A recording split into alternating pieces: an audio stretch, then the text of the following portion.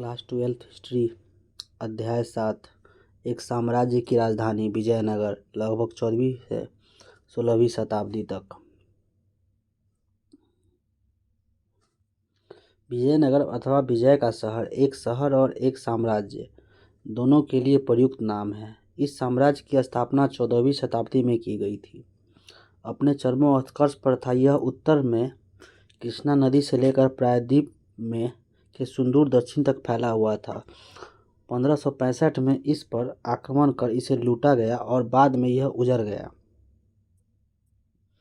हालांकि 17वीं 18वीं शताब्दियों तक यह पूरी तरह से विनष्ट हो गया था, पर फिर भी कृष्णा तुंगभद्रा दोआब के क्षेत्र के निवासियों की स्मृतियों में यह जीवित रहा। उन्होंने इसे हम्पी नाम से याद रखा। इस नाम का अभिभाव यहाँ की स्थानीय मातृदेवी पंपा देवी के नाम से हुआ।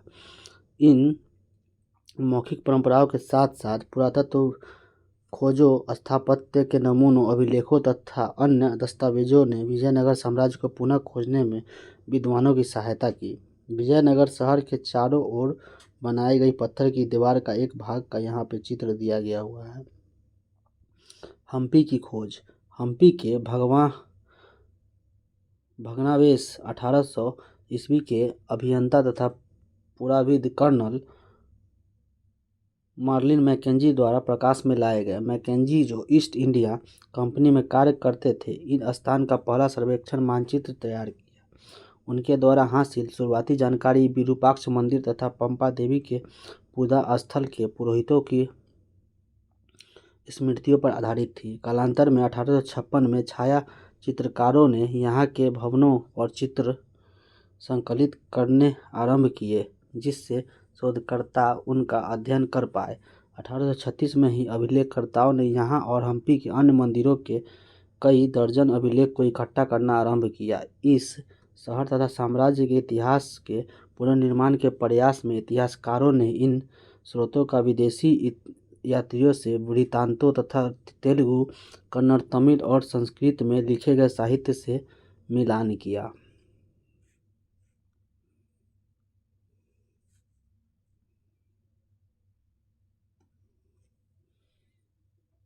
कॉलिन मैकेंजी 1754 में जन्मे कॉलिन मैकेंजी एक अभियंता, सर्वेक्षण तथा मानचित्रकार के रूप में प्रसिद्धि हासिल की। 1815 में उसे भारत का पहला सर्वेयर जनरल बनाया गया और 1821 में अपनी मृत्यु तक वे इस पद पर बने रहे।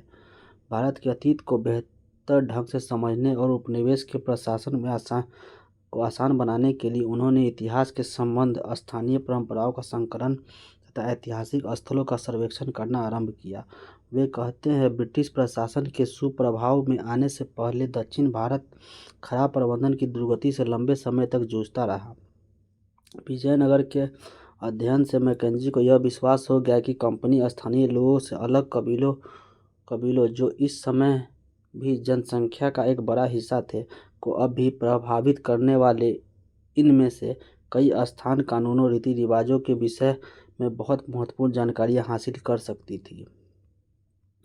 मैकेंजी और उनके सहायक यह चित्रकार थॉमस हिक्की द्वारा बनाए गए तैलचित्र का किसी अज्ञात चित्रकार द्वारा बनाया गया प्रतिरूप है। यह लगभग 1825 का है और royal Asiatic society of Britain द्वारा आयरलैंड के संकलन से संबंधित है। मैकेंजी के बाईं ओर दूरबीन थामे उनका चपरासी स्नांजी और दाईं ओर उनका ब्राह्मण सहायक एक जैन पंडित दाईं ओर है। उसके पीछे तेलुगु ब्राह्मण कावलेरी वेंतक लक्ष्मया है। मैकेंजी और उनके देशज सूचनाओं को चित्रकार के किस प्रकार चित्रित किया गया, उनके तथा उनके सूचनाओं को किस विषय में दर्शकों पर किस प्रकार विचार डालने का प्रयास किया गया।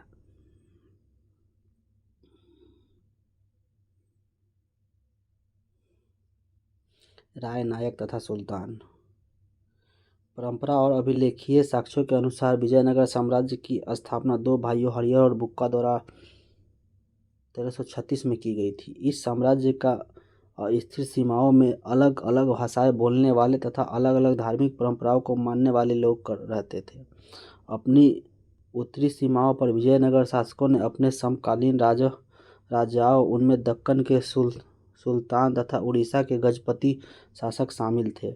उर्वर नदी घाटियों तथा लाभकारी विदेशी व्यापारों से उत्पन्न संपदा पर अधिकार के लिए संघर्ष किया। साथ ही इन राज्यों के बीच संपर्क में विचारों का आदान प्रदान विशेष रूप से स्थापत्य के क्षेत्र में होने लगा। विजयनगर के शासकों की अवधारणाओं और भवन निर्माणों की तकनीकी को ग्रहण किया जिन्हें उन्होंने आगे और विकसित किया। इस साम्राज्य में कई भागों में पहले शक्तिशाली राज्यों जैसे तमिलनाडु के चोलों और कर्नाटक में होयसालों के राज्य का विकास। कर्नाटक साम्राज्य, जहाँ इतिहासकार विजयनगर साम्राज्य शब्द का प्रयोग करते हैं, वहीं समकालीन लोगों ने उसे कर्नाटक साम्राज्ययुमी की संज्ञा दी। तंजावुर में बृहदेश्वर मंदिर का गोपुरम अथवा प्रवेश द्वार, ये गोपुरम प्रवेश द्वार है, देखा। इस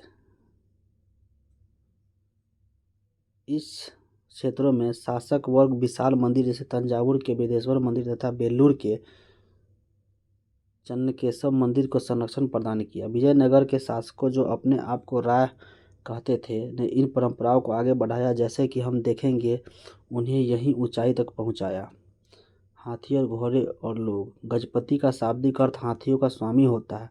15वीं शताब्दी में उड़ीसा के एक शक्तिशाली शासक वंश का यही नाम था। विजयनगर की लोक प्रचलन परंपराओं का दक्कन में सुल्तानों को अश्वपति, घोड़ों के स्वामी तथा रायों को नरपति या लोगों के स्वामी संज्ञा दी गई है।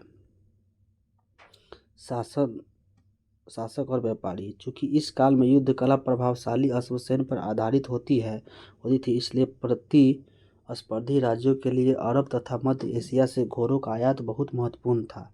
यह व्यापार आरंभिक चरणों में अरब व्यापारी द्वारा नियंत्रित था।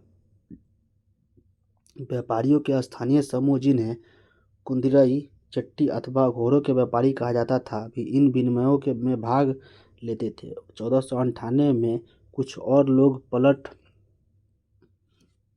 पटल पर उभर कर आए। ये पुर्तगाली थे, जो उपमहाद्वीप के पश्चिमी तट पर आए और व्यापारिक तथा सामरिक केंद्र स्थापित करने का प्रयास करने लगे। उनकी बेहतर सामरिक तकनीकी, विशेष रूप से बंदूकों के प्रयोग से, उन्हें इस काल में ही उलझी हुई राजनीति में एक महत्वपूर्ण शक्ति बनकर उभरने में सहायता की। विजयनगर की मसालों, वस्त्रों और रत्नों के अपने बाजारों के लिए प्रसिद्ध था। ऐसे शहरों में के लिए व्यापार प्रतिष्ठा का मानक माना जाता था। यहाँ की समृद्ध जनता महंगी विदेशी वस्तुओं की मांग करती थी, विशेष रूप से रत्नों और आभूषणों की। दूसरी ओर व्यापार से प्राप्त राजस्व को समृद्धि में महत्वपूर्ण योगदान देता था।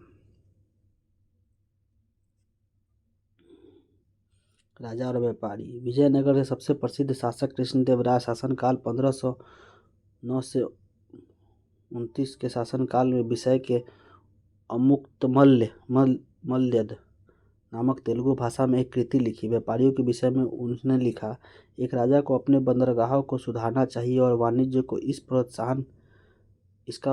इस प्रकार प्रोत्साहित करना चाहिए कि घोड़ों, हाथियों, रत्नों, चंदन, मोती और अन्य वस्तुओं का खुले तौर पर आयात किया जा सके। उसे प्रबंध करना चाहिए कि उन विदेशी नाविकों, जिन्हें तूफानों, बीमारियों, थकान के कारण उनके देशों में उतरना पड़ता है, की भली भांति देखभाल की जा सके। सुदूर देशों के व्यापारियों को हाथी और अच्छे घोड़ों का आयात करते, जो रोज बैठकों में बुलाकर तोहफे देकर तथा उचित मुनाफे की स्वीकृति देकर अपने साथ संबंध करना चाहते हैं। ऐसा करने से ये वस्तुएं कभी भी तुम्हारे दुश्मनों तक नहीं पहुंचेगी। आपके विचार में राजा व्यापार को प्रोत्साहित करने का इच्छुक क्यों था? इस विनिमयों के किन समूहों को लाभ पहुंचा होगा? राजा का चरमोत्कर्ष तथा पतन। राजनीति में सत्ता के दावेदारों ने शासकीय वंश के सदस्य का सैनिक कमांडर शामिल थे। पहले वंश, जो संगम वंश कहलाते थे, ने 1885 तक नियंत्रण रखा। उन्हें तुलुवों ने उखाड़ फेंका। जो सैनिक कमांडर थे, वे 1503 तक सत्ता में रहे। इसके बाद तुलुवों ने उनका स्थान लिया। कृष्णदेवराय तुलु वंश से ही संबंधित था। कृष्णदेवराय ने शासक की चारित्रिक विशेषता विस्तार और दृढ़ीकरण था। इसी काल में तुंगभद्रा और कृष्णा नदियों के बीच का क्षेत्र रायचूर दोआब हासिल किया। 1512 उड़ीसा के शासकों का दमन किया। 1514 तक तथा बीजापुर के सुल्तानों को बुरी तरह पराजित किया था 1520 में। हालांकि राज्य हमेशा सामरिक रूप से तैयार रहता था, लेकिन फिर भी यह अतुलनीय शांति और समृद्धि की स्थितियों में फला फूला। कुछ बेहतरीन मंदिरों के निर्माण तथा कई महत्वपूर्ण दक्षिण भारतीय मंदिरों का भव्य गोपुरमों को जोड़ने का श्रेय कृष्णदेव को ही जाता है। उसने अपनी मां के नाम पर विजयनगर के समीप ही नगलपुरम नाम उपनगर की स्थापना भी की। विजयनगर के स्थान पर सबसे विस्तृत विवरण कृष्णदेव राय के या उसके तुरंत बाद कालों के प्राप्त होते हैं। कृष्णदेव राय की मृत्यु के पश्चात 1529 में राजकीय ढांचे में तनाव उत्पन्न होने लगा। उनके उत्तराधिकारी के विद्रोही नायकों ने सेनापतियों की चुनौती का सामना करना पड़ा। 1542 तक केंद्र पर नियंत्रण एक राजकीय वंश अराविदु के हाथों में चला गया, जो 17वीं शताब्दी के अंत तक सत्ता पर काबिज रहे। पहले ही की तरह इस काल में भी विजयनगर शासकों और उसके साथ दक्कन सल्तनतों के शासकों को सामरिक महत्वाकांक्षाओं के चलते समीकरण बदलते रहे। अंततः यह स्थिति विजयनगर के विरुद्ध दक्कन सल्तनतों के बीच मैत्री समझौते के रूप में परिणत हुई। 1565 में विजयनगर की सेना प्रधानमंत्री राम राय के नेतृत्व में राजसी तागरी, जिसे तालीकोटा के नाम से भी जाना जाता है, के युद्ध में उतरी, जहां उसे बीजापुर, अहमदनगर तथा गोलकुंडा की संयुक्त सेनाओं द्वारा करारी शिकस्त मिली। विजयी सेनाओं ने विजयनगर शहर पर धावा बोलकर उसे लूटा। कुछ ही वर्षों के भीतर यह शहर पूरी तरह से उजड़ गया। अब साम्राज्य का केंद्र पूरब की ओर स्थानांतरित हो गया, जहां अराविदु राजवंश के पेनुकोंडा से और बाद में चंद्रगिरी तिरुपति के समीप से शासन किया। दक्षिण भारत लगभग 14वीं-18वीं शताब्दी का यह मानचित्र है। उन आधुनिक राज्यों को चिन्हित कीजिए जो विजयनगर साम्राज्य का भाग थे।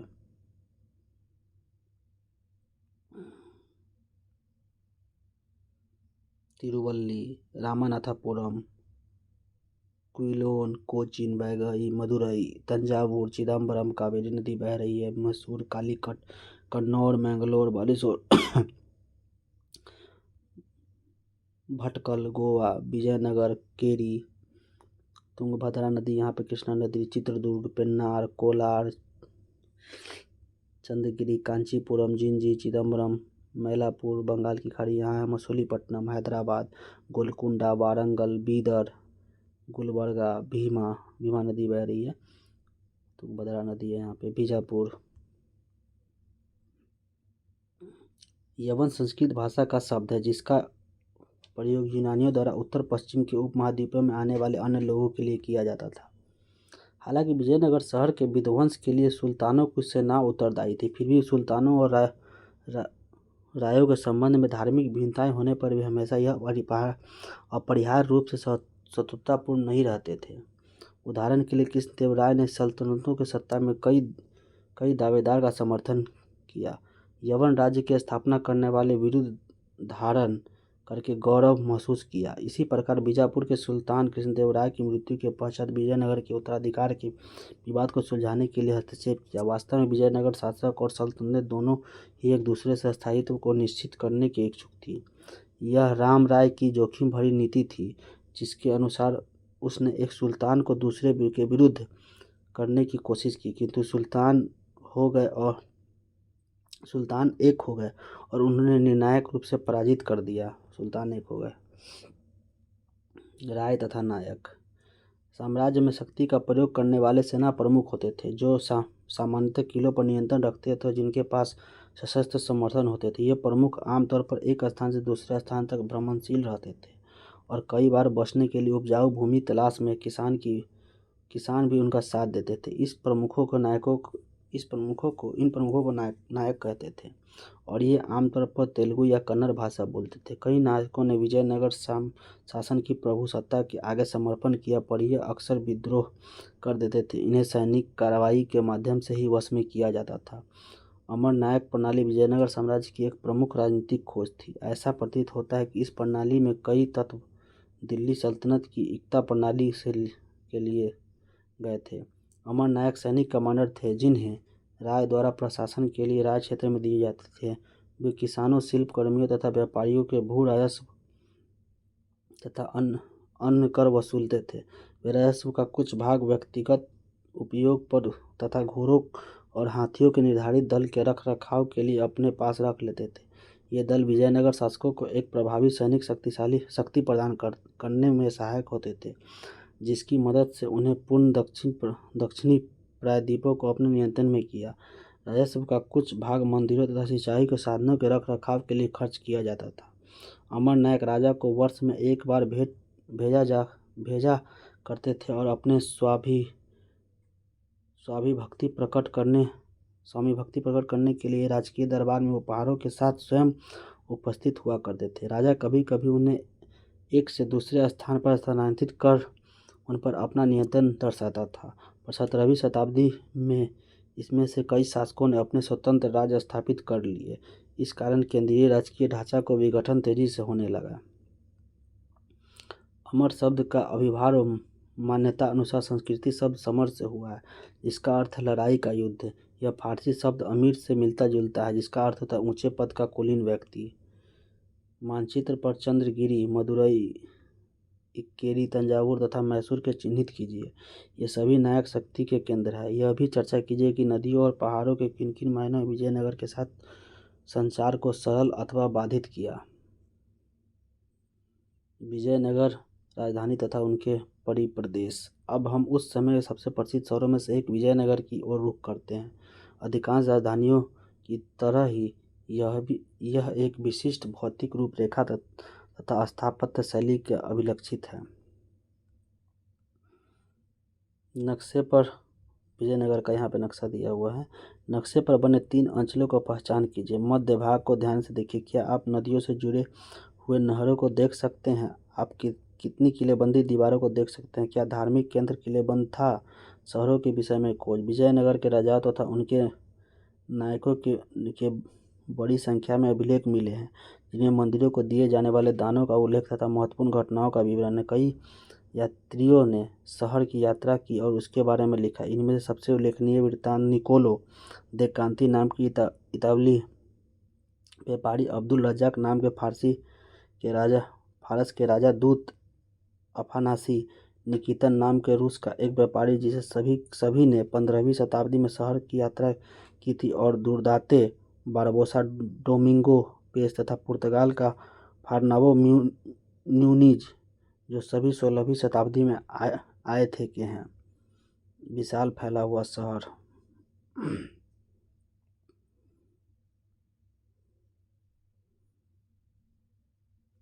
केंद्र यहाँ पे है। तुंगभद्रा नदी यहाँ से बह रही है।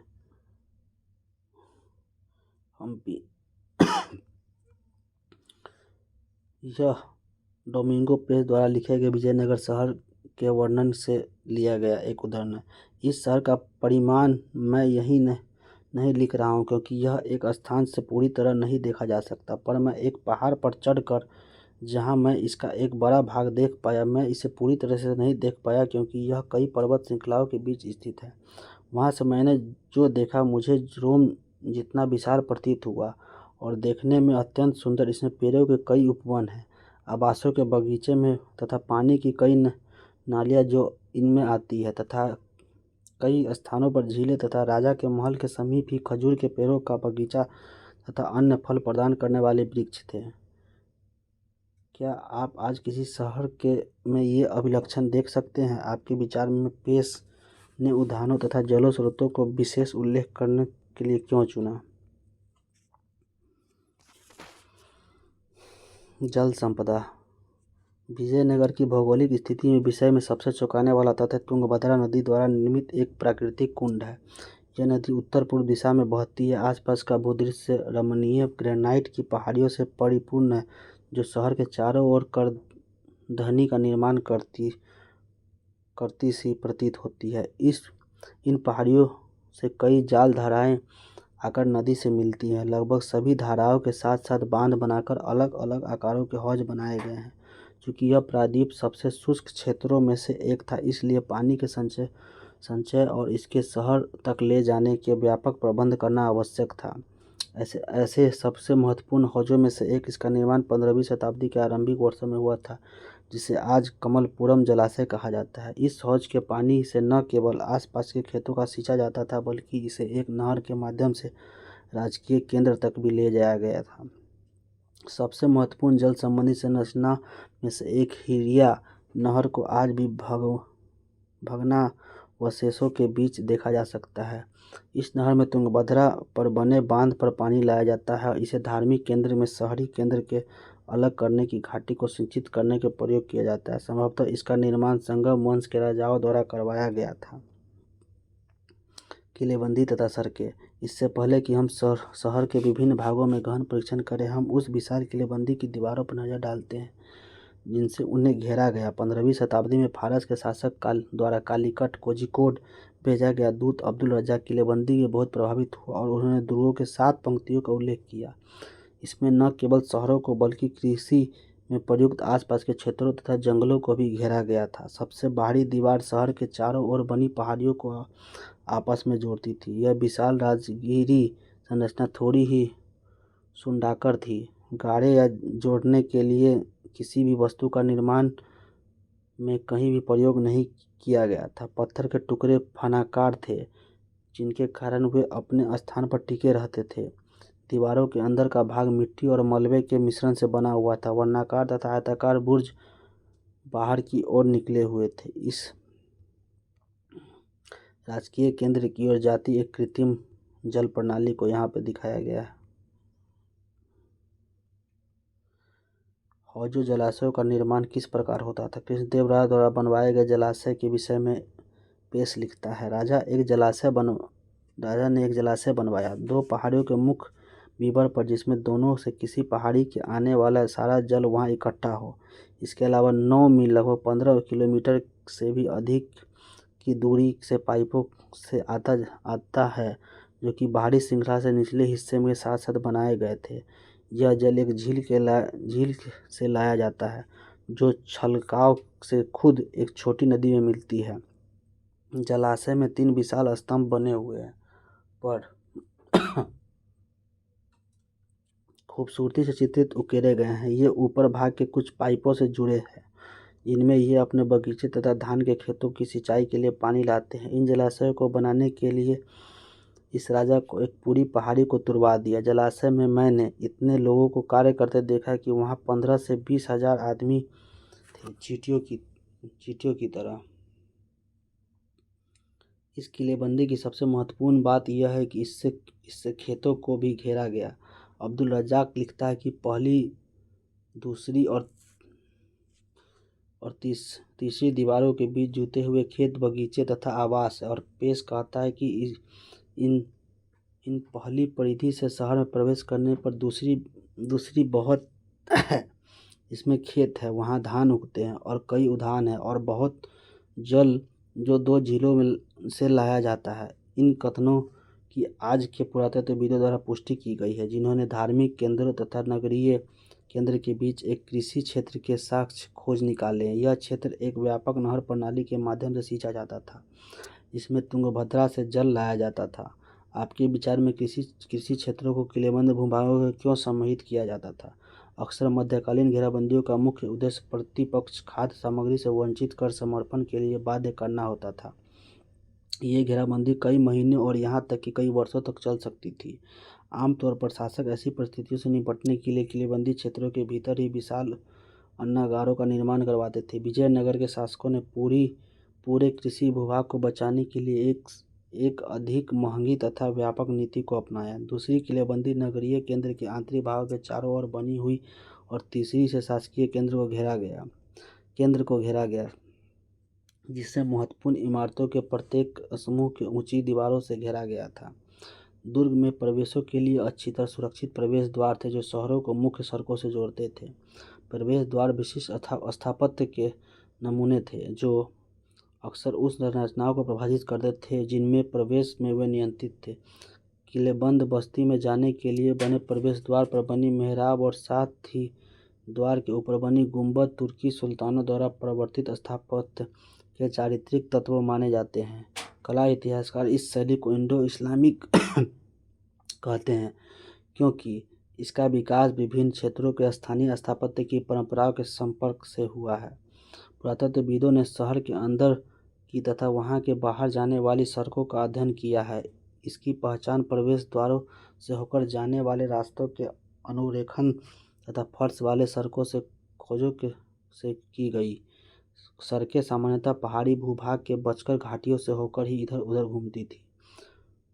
सबसे महत्वपूर्ण सड़कों में से कई मंदिर के प्रवेश द्वार से आगे बढ़ी हुई और इनके दोनों के बीच बाजार थे। किलेबंदी किलेबंद दीवारें बना एक प्रवेश द्वार का यहाँ पे चित्र दिया गया होगा।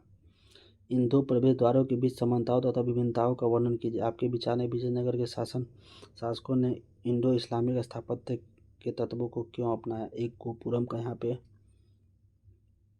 चित्र दिया हुआ है। शहरी केंद्र की ओर आने जाने वाली सड़कों पर चले तो सामान्यतः लोगों के आवासों की अपेक्षाकृत कम पुरातात्विक साक्ष्य पुरातत्वविदों ने कुछ स्थानों जिनमें शहरी केंद्र का उत्तर पूर्व कोना भी शामिल है में परिष्कृत चीनी मिट्टी पाई है और उनका यह सुझाव है कि हो सकता है इन स्थानों में अमीर व्यापारी रहते हो। यह मुस्लिम रियासती मोहल्ला भी था। यहाँ स्थित मकबरों तथा मस्जिदों के विशिष्ट कार्य हैं। फिर भी उनका स्थापत्य हम्पी में मिले मंदिरों के मंडपों के स्थापत्य से मिलता जुलता है। सामान्यतः लोगों के आवासों से जो अब अस्तित्व में नहीं है का 16वीं शताब्दी का पुर्तगाली यात्री बरबोसा कुछ इस प्रकार वर्णन करता है। लोगों के अन्य आवास छप्पर के हैं पर फिर भी सुदृढ़ है और व्यवसाय के आधार पर कई खुले स्थान वाली लंबी गलियां में व्यवस्थित हैं। क्षेत्र सर्वेक्षण इंगित करते हैं इस पूरे क्षेत्र में बहुत से पूजा स्थल और छोटे मंदिर थे जो विविध प्रकार के संप्रदायों जो संभवतः विभिन्न समुदायों द्वारा संरक्षित थे के प्रचलन की ओर संकेत करते हैं। सर्वेक्षणों से यह भी इंगित होता है कि कुएं, बरसात के पानी वाले जलाशय और साथ ही मंदिरों के जलाशय संभवतः सामान्य नगर निवासियों के लिए पानी के स्रोतों का कार्य करते थे। उत्खनित पटरी का एक भाग का यहाँ पे चित्र दिया हुआ है। चीनी मिट्टी बर्तन के टुकड़े। आपके विचार में ये टुकड़े मूलतः किस प्रकार के बर्तन के हैं थे? विजयनगर का एक मस्जिद का चित्र। क्या इस मस्जिद में इंडो इस्लामिक स्थापत्य के चारित्रिक विद्यमान है? राजकीय केंद्र बस्ती के दक्षिण पश्चिम भाग में स्थित था। हालांकि इसे राजकीय केंद्र की संज्ञा दी जाती है पर इसे 60 से भी अधिक मंदिर सम्मिलित थे।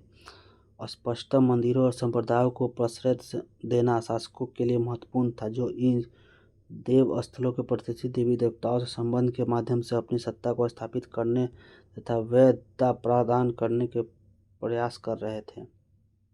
लगभग 30 संरचनाओं की पहचान महलों के रूप में की गई। ये अपेक्षाकृत बड़ी संरचनाएं हैं जो अनुष्ठानिक कार्यों के लिए संबंधित नहीं होती है। विजयनगर की रूपरेखा की तुलना अपने नगर या गांव के रूपरेखा से कीजिए।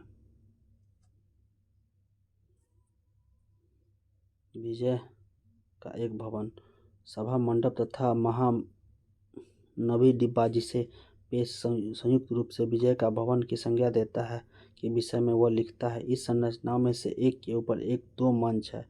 सुंदरता से चित्रित ऊपर के मंच पर इस विजय के भवन में राजा के कपड़े के बिना एक कमरा बनवाया जहां मूर्ति का एक पूजा स्थल है और एक अन्य में बीच में एक चबूतरा है जिस पर राज्य का सिंहासन खड़ा हुआ, मुकुट तथा राजकीय पायल।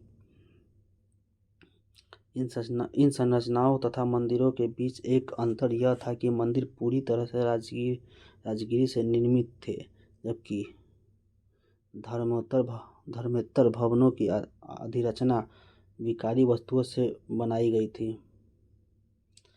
महानवमी डिब्बा। इस क्षेत्र की कुछ अधिक विशिष्ट संरचनाओं का नामकरण भवनों के आकार और साथ ही उनके कार्यों के आधार पर किया गया। राजा का भवन नामक संरचना अंतर क्षेत्र में सबसे विशाल परंतु इसके राजकीय आवास होने का कोई निश्चित साक्ष्य नहीं मिलता है। इसके 2 सबसे प्रभावशाली मंच है जिन्हें सामान्यतः सभा मंडप तथा महानवी डिब्बा कहा जाता है। पूरा क्षेत्र ऊंची दोहरी दीवारों से घिरा है और इनके बीच एक गली है। सभा मंडप एक ऊंचा मंच है जिसमें पास तथा निश्चित दूरी पर लकड़ी के स्तंभों के लिए छेद बने हुए हैं।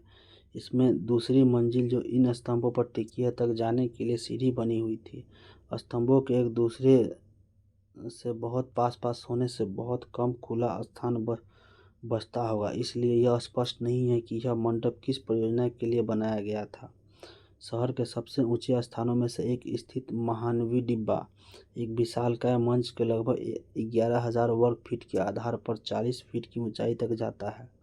ऐसे साक्ष्य मिले जिनसे पता चलता है कि इस पर एक लकड़ी का संरचना बनी थी।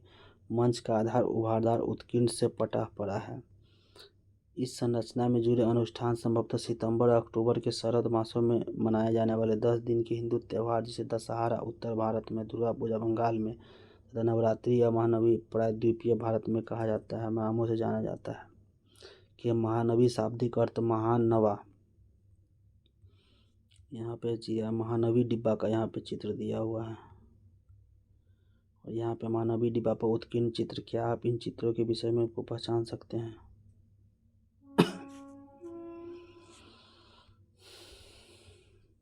दिवस के अवसर पर निष्पादित किए जाते हैं। इस अवसर पर विजयनगर शासन अपने रुतबे, ताकत और अधिराज्य का प्रदर्शन करते हैं। कमल महल का एक खरा रेखाचित्र किसी वस्तु अथवा संरचना का ऊर्ध्व अवलोकन होता है। यह हमें इस अभिलक्षणों के विषय में जानकारी देता है कि एक छाया चित्र में नहीं देखा जा सकता। मेहराबों को ध्यान से देखिए, ये संभवतः इंडो इस्लामिक तकनीकी से प्रभावित थे की तुलना कीजिए तथा इन अभिलेखों की सूची बनाइए जो दोनों में साथ ही उनकी केवल एक ही में देखा जाए चित्र है। मेहराब कमल महल में 9 मीनारें थी, बीच में एक ऊंची तथा 8 उनकी भुजाओं के साथ साथ छाया चित्र तथा खड़े रेखाचित्र में आप कितनी मीनारें देख पाते हैं। यदि आप कमल महल का फिर से नामकरण करते हैं तो इसे क्या कहते हैं? इस अवसर पर होने वाले धर्मानुष्ठानों में मूर्ति की पूजा, राज्य के अश्व की पूजा तथा भैंसों अन्य जानवरों की बलि सम्मिलित थी। नृत्य, कुश्ती प्रतिस्पर्धा तथा साज लगे घोड़े, हथियारों तथा रथों और सैनिकों की शोभा यात्रा और साथ ही प्रमुख नायकों और अधीनस्थ राजाओं द्वारा राजा और उसके अतिथियों को दी जाने वाली औपचारिक भेंट इस अवसर के प्रमुख आकर्षक थे। इन उत्सवों के गहन सांकेतिक अर्थ थे। त्योहार के अंतिम दिन राजा अपने नायकों को सेना को खुले मैदान में आयोजित भव्य समारोह में निरीक्षण करता। इस अवसर पर नायक राजा के लिए बड़ी मात्रा में भेंट तथा साथ ही नियत कर भी लाते। क्या महानवी डिब्बा जो आज अस्तित्व में है वह इस विस्तृत अनुष्ठान का केंद्र था? विद्वानों का मानना है कि संरचना के चारों ओर का स्थान सशस्त्र आदमियों, औरतों तथा बड़ी संख्या में जानवरों की शोभा यात्रा के लिए पर्याप्त नहीं था। राजकीय केंद्र में स्थित और कई और संरचनाओं की तरह यह भी एक पहेली बना हुआ है। राजकीय केंद्र में स्थित अन्य भवन। राजकीय केंद्र में सबसे सुंदर भवनों में से एक लोटस कमल महल है, जिसका यह नामकरण 19वीं शताब्दी के अन्य यात्रियों ने किया था। हालांकि यह नाम निश्चित रूप से रोमांचक है, लेकिन इतिहासकार इस बारे में निश्चित नहीं है कि यह भवन किस कार्य के लिए बना था। एक कमल महल का एक मेहराब का सूक्ष्म चित्रण यहाँ पे दिया हुआ है। कमल महल की ये तस्वीर है।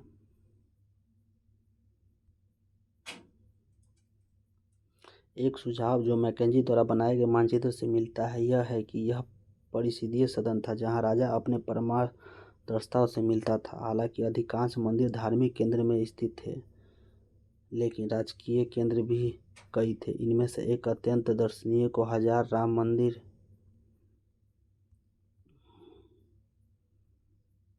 चित्र तुलना कीजिए। प्रत्येक में दिखाई जाने वाले अभिलक्षणों की सूची बनाइए। क्या आपको लगता है कि ये वास्तव में हाथियों के अस्तबल थे? हाथियों के अस्तबल का खरा रेखाचित्र। हाथियों के अस्तबल का नक्शा एक संरचना का समस्तरी अवलोकन देता है। कमल महल के समीप स्थित हाथियों का अस्तबल का चित्र है।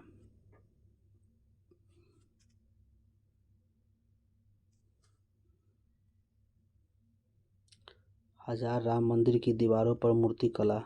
क्या आप नृत्य के दृश्यांशों को पहचान सकते हैं? आपके विचार से हाथियों और घोड़ों को पटलों पर क्यों उचित किया गया था?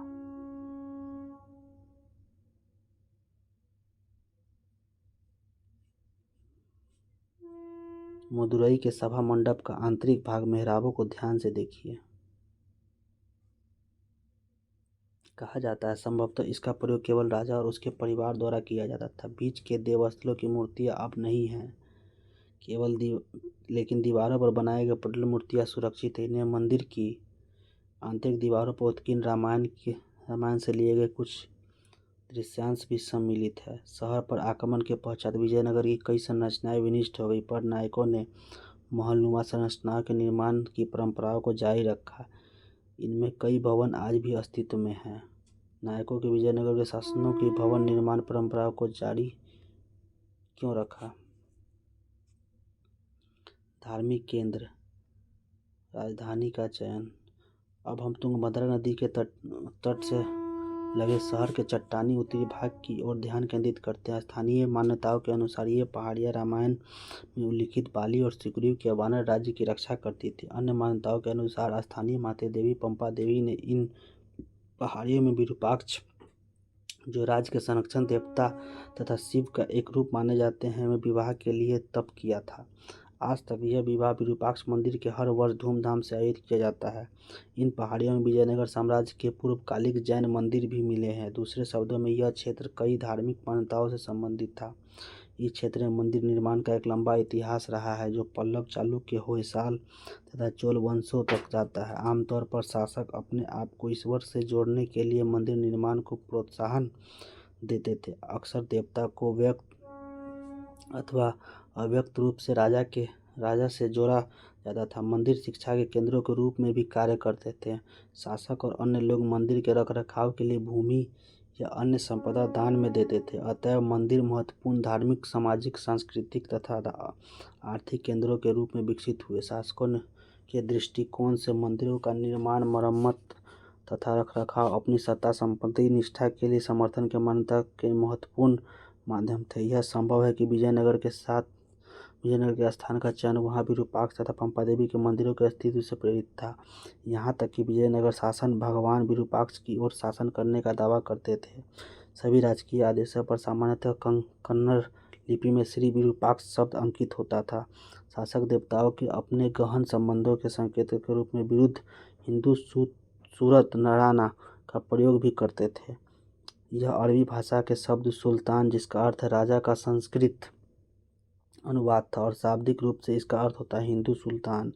विजयनगर के शासकों ने पूर्वकालीन परंपराओं को अपनाया, उसमें नवीनता लाई और उन्हें आगे विकसित किया। अब राजकीय प्रतिकृति मूर्तियां मंदिर में प्रदर्शित किए जाने लगी और राजा की मंदिरों की यात्राओं को महत्वपूर्ण राजकीय अवसर माना जाने लगा, जिन पर साम्राज्य के संपूर्ण नायक भी उनके साथ जाते थे।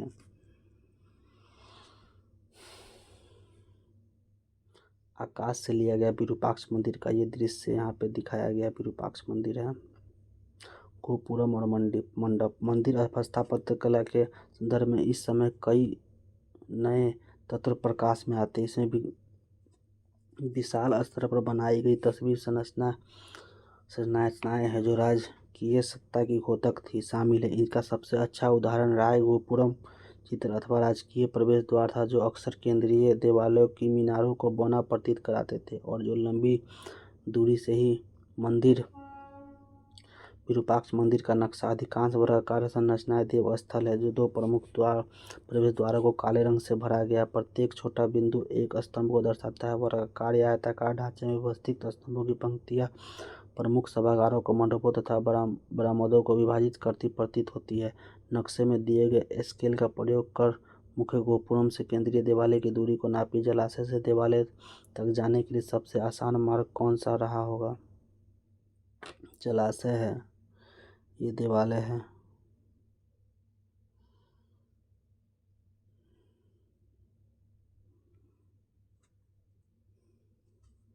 दैवीय विवाहों में आयोजन में प्रयुक्त होने वाला एक कल्याण मंडप का यहाँ पे चित्र दिया हुआ है। मूर्तियों वाले स्तंभ का एक रेखा स्तंभ पर आप जो देख रहे हैं उसका वर्णन कीजिए। यह स्तंभ है।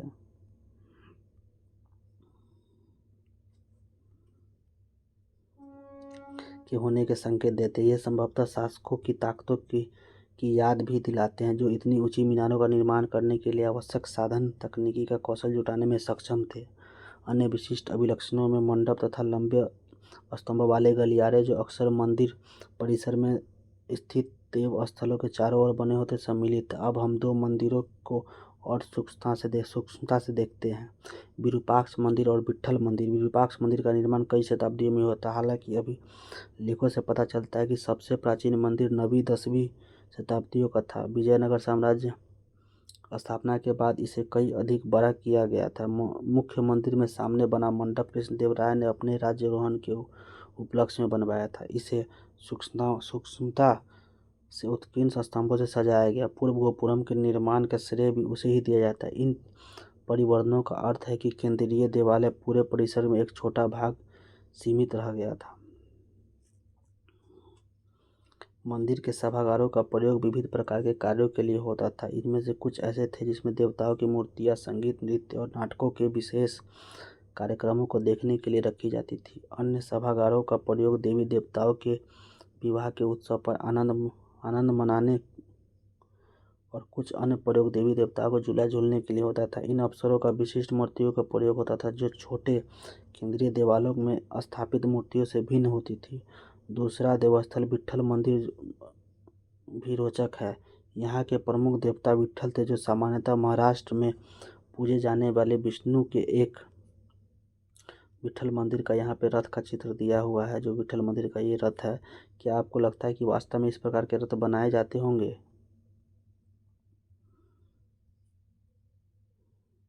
यहाँ पे जिंजी का झूलता मंडप का चित्र दिया हुआ है। इस देवता की पूजा को कर्नाटक में आरंभ करना उन माध्यमों का द्योतक है जिनसे एक साम्राज्यिक संस्कृति के निर्माण के लिए विजयनगर के शासकों ने अलग अलग परंपराओं को आत्मसात किया। अन्य मंदिरों की तरह इस मंदिर में भी कई सभागार तथा रथ के आकार का एक अनूठा मंदिर भी है। मंदिर परिसरों को एक चारित्रिक विशेषता रथ गलियां है जो मंदिर के गोपुरम से सीधी रेखा में जाती है। इन गलियों का फर्श पत्थर के टुकड़ों से बनाया गया था जो इनके दोनों ओर स्तंभों वाले मंडप थे जिनमें व्यापारी अपनी दुकानें लगाया करते थे। जिस प्रकार नायकों ने किलेबंदी की परंपरा को जारी रखा था और अधिक व्यापक बनाया, ठीक वैसे ही उन्होंने मंदिर निर्माण की परंपराओं के संदर्भ में भी किया। यहाँ तक कि कुछ सबसे दर्शनीय गोपुरम का निर्माण भी स्थानीय नायकों द्वारा किया गया था। अनुष्ठान स्थापत्य की पूर्ववर्ती परंपराओं को विजयनगर के शासकों ने कैसे और क्यों अपनाया तथा रूपांतरित किया। मदुरई में नायकों द्वारा बनवाया गया एक गोपुरम का ये मंदिर है। महलों, मंदिरों तथा बाजारों का अंकन। हमने विजयनगर के विषय में जानकारी के भंडार का विश्लेषण किया। फोटोग्राफ, नक्शे, संरचनाओं, खड़े रेखाचित्र, मूर्तियाँ, यह सब कैसे खोजा गया। मैकेंजी द्वारा किए गए आरंभिक सर्वेक्षणों के बाद यह यात्रा वृत्तांतों और अभिलेखों से मिली जानकारी का एक साथ जोड़ा गया। 20वीं शताब्दी में इस स्थान का संरक्षण भारतीय पुरातत्वविद सर्वेक्षण, कर्नाटक पुरातत्व और संग्रहालय विभाग द्वारा किया गया। 1936 में हम्पी को राष्ट्रीय महत्व के स्थल के रूप में मान्यता मिली। तदुपरांत 1980 के दशक के आरंभ में विविध प्रकार के अभिलेख प्रयोग से व्यापक तथा गहन सर्वेक्षणों के माध्यम से विजयनगर में मिले भौतिक अवशेषों में सूक्ष्मता के प्रलेखन की एक महत्वपूर्ण परियोजना का शुभारंभ किया गया। लगभग 20 वर्षों के काल में पूरे विश्व के दर्जनों विद्वानों ने इस जानकारी के इकट्ठा किया और संरक्षित करने का कार्य किया। इस विशद प्रक्रिया में सिर्फ एक हिस्से की बारीकी को देखते हैं। यह है मानचित्र निर्माण। इसका पहला चरण था कि संपूर्ण क्षेत्र को 25 वर्गाकार भागों में बांटा गया और प्रत्येक वर्ग को वर्णमाला के एक अक्षर से इंगित किया गया। फिर इन छोटे वर्गों को पुनः और भी छोटे वर्गों में समूह में बांटा गया, लेकिन इतना भी काफ़ी नहीं था। आगे फिर छोटे वर्गों को और छोटी इकाइयों में बांटा गया। जैसा कि आप देख सकते हैं, ये गहन सर्वेक्षण बहुत परिश्रम से किए गए थे और इनमें हजारों संरचनाओं और उनसे छोटे छोटे देवस्थलों और आवासों से लेकर विशाल मंदिरों तक को पुनः उजागर किया गया। उनको प्रलेखन भी किया गया। इन सबके कारण सड़कों, रास्तों और बाजारों आदि के अन्वेषणों को पुनः प्राप्त किया जा सका। इन सभी की स्थिति की पहचान स्तंभ, आधारों तथा मंचों के आधार से की गई। एक समय तो बाजार जीवंत थे, उनका बस यही कुछ बचा है। विजयनगर स्थल का विस्तृत मानचित्र ऊपर दाएं में दिया गया। अंग्रेजी वर्णमाला का कौन सा अक्षर प्रयोग नहीं किया गया था? मानचित्र में दिए गए पैमाने का प्रयोग करते हुए किसी एक छोटे वर्ग की लंबाई नापिए। इन मानचित्र में कौन सा पैमाना प्रयोग किया गया है?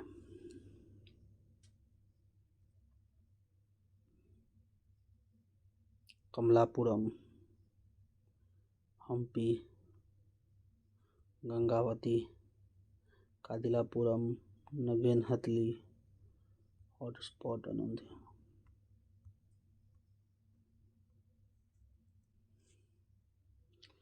किसी एक मंदिर को पहचानिए। दीवारों और एक केंद्रीय देवालय तथा मंदिर तक जाने वाले रास्ते को अवशेषों को खोजिए। मानचित्र पर उन वर्गों को नाम दीजिए जिनमें मंदिर का नक्शा स्थित है।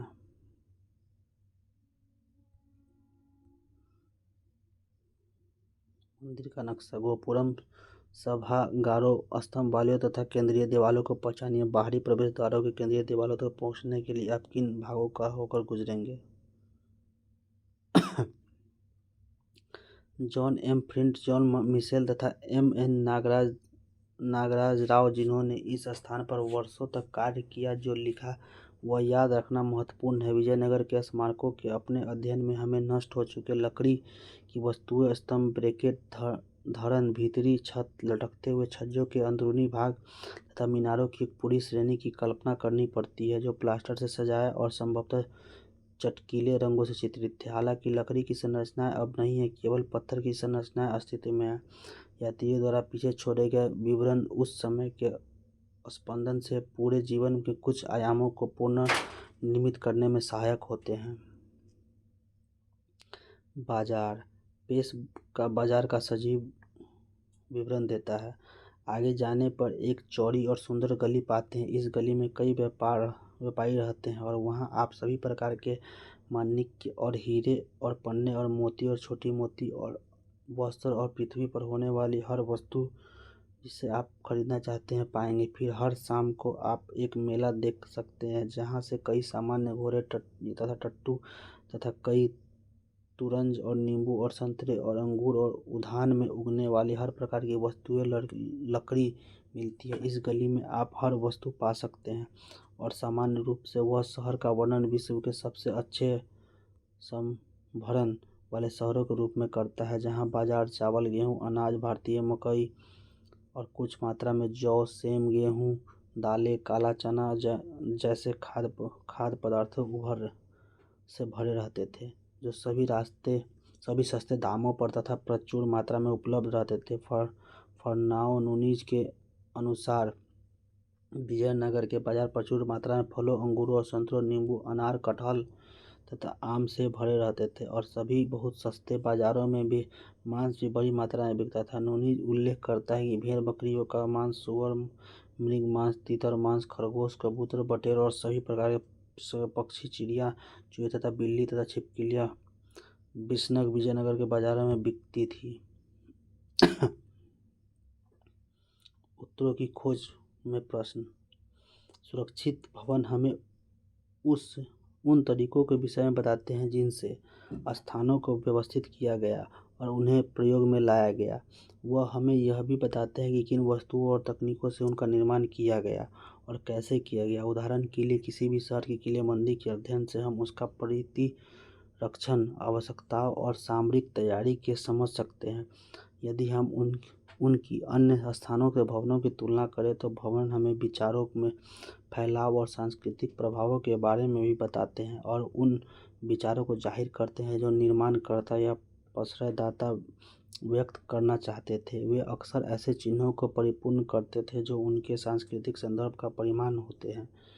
इन्हें हम समझ सकते हैं जब हम अन्य स्रोतों जैसे साहित्य, अभिलेखों तथा लोक प्रचलित परंपराओं से मिली जानकारी का संयोजित करें।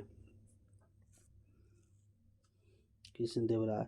परिदृश्य की कुछ समस्याओं को पुनः याद करते हुए तमिलनाडु के चिदम्बरम में मंदिर में गोपुरम में रखी कृष्णदेवराय की इस सुंदर प्रतिमा को देखिए। स्वाभाविक है कि शासन की इसी रूप से अपने आप को प्रस्तुत करना चाहता हो और पेश राजा का वर्णन कुछ इस प्रकार है। मझला कद, गोरा रंग और अच्छी काठी, कुछ मोटा, राजा के चेहरे पर चेचक के दाग हैं।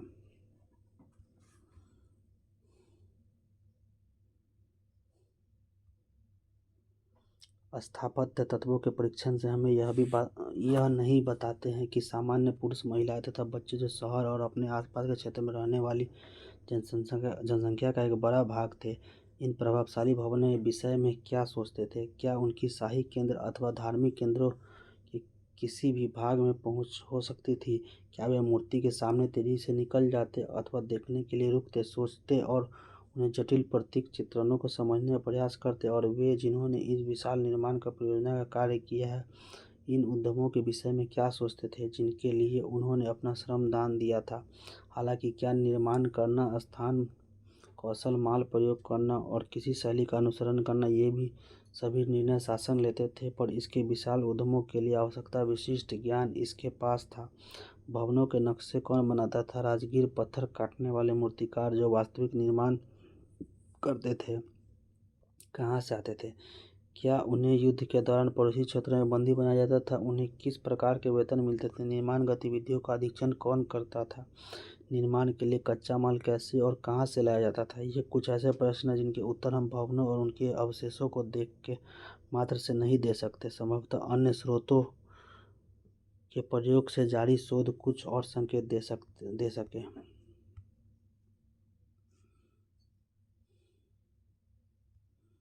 रानी का स्नान घर नाम की संरचना का एक भाग। महत्वपूर्ण राजनीतिक परिवर्तन।